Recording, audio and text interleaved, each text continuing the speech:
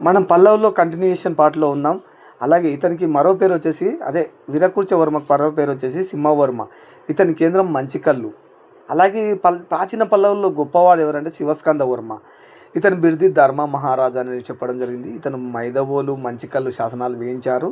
అలాగే సముద్రుని గుప్తు నుంచే ఓడించబడిన ప్రాచీన పల్లవుల రాజు ఎవరంటే విష్ణుగోపుడు.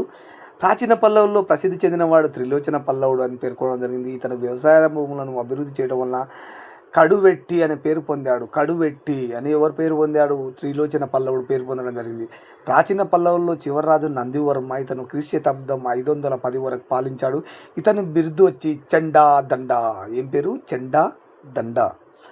తిరిగి క్రీస్తు శతాబ్దం 560లో కంచిలో పల్లవ రాజ్యాన్ని సింహవిష్ణువు స్థాపించాడు.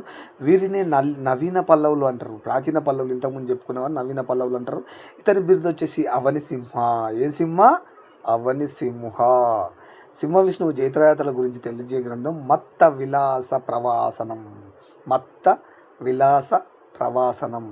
ఇది ఎవరి గ్రంథం? ఇది సింహ విష్ణువు జైత్రయాత్రల గురించి చెప్పే గ్రంథం. ఇంకా కంటిన్యూషన్లో వస్తే మొదటి మహేంద్రవర్మ. ఇతను ఫస్ట్ 590 నుంచి 630 వరకు పాలించారు. ఇతని బిరుదులు వచ్చేసి విచిత్ర చిత్త, గుణబార, చిత్రకార పులి, అలాగే అవనిబాజ, అలాగే లలితాంకురుడు, మత్త విలాస, శత్రుమల్ల. ఇది గ్రూప్ 2 2000 దాంట్లో అడగడం జరిగింది బిరుదుల గురించి. అయితే ఇతని మత్త విలాస ప్రవచనం అనే గ్రంథంలో వివిధ మత శాఖల గురించి వ్యంగ్యంగా అంటే వివాదాలుగా రాశాడన్నట్టు.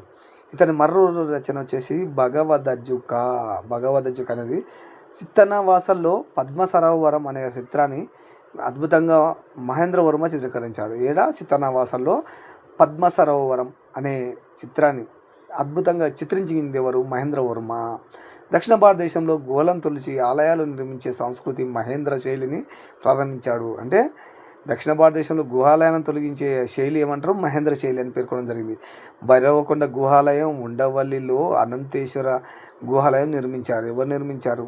మహేంద్రవర్మ నిర్మించడం జరిగింది. మొదట ఇతను జైన మతస్థుడు. అప్పర్ అనే నాయనార్ ప్రభావంతో శైవ మతాన్ని స్వీకరించారు. అలాగే సిత్తనై వాసల్లో ఇతను వేసిన పెయింటింగ్ నాట్యం గురించి తెలుస్తుంది.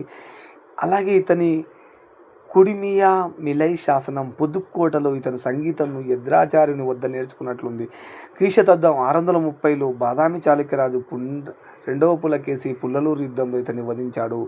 మహేంద్రవర్మకు సమకాలీన రాజులు రెండవ పులకేసి, హర్షవర్ధనుడు. అలాగే చిత్రలేఖనంపై రాసిన గ్రంథం దక్షిణ చిత్ర. మనం టాపిక్ని అప్పుడప్పుడు కావాల్సిన కాడ డిస్కస్ చేద్దాం. తర్వాత చెప్పుకుంటూ పోతున్నాం.